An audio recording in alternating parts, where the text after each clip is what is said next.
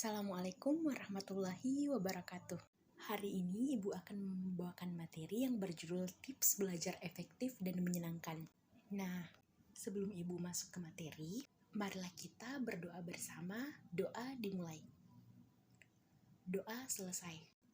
Bagaimana nih kabar anak-anak Ibu hari ini? Alhamdulillah ya, semuanya baik. Apa sih belajar itu?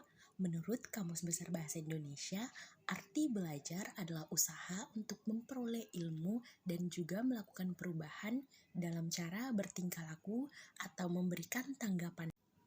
Nah, bagaimana sih belajar yang efektif itu?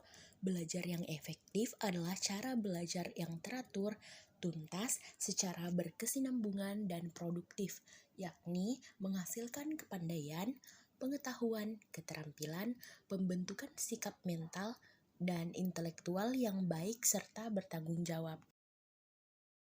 Adapun cara belajar yang efektif yaitu yang pertama, belajar dengan teratur. Cara ini dapat diawali dengan cara membiasakan diri untuk membaca buku setiap hari dengan waktu yang sama.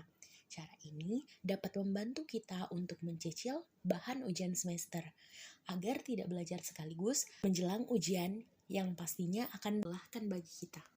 Yang kedua, belajar dengan menyenangkan. Kita harus menciptakan suasana yang positif saat belajar.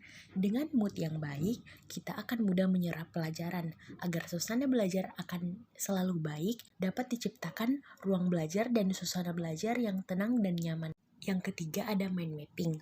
Bahan pelajaran yang terlalu banyak dapat membuat kita kesulitan memahami materi. Nah, orang tua dapat membantu kita untuk membuat mind mapping. Dengan cara ini, kita akan belajar memetakan apa yang kita pelajari dan akan lebih mudah untuk memahami pelajaran dalam waktu yang singkat. Yang keempat, belajar dengan gawai. Gawai tidak selamanya buruk dan merugikan. Gawai dapat membantu kita dalam belajar. Kita dapat dengan mudah mencari bahan materi di internet, YouTube, dan situs pendidikan atau website untuk membantu kita memahami materi pelajaran. Yang kelima, belajar sambil bermain. Di usia seperti kita, pastinya senang bermain kan? Kita dapat memanfaatkan hal ini untuk bermain sambil belajar.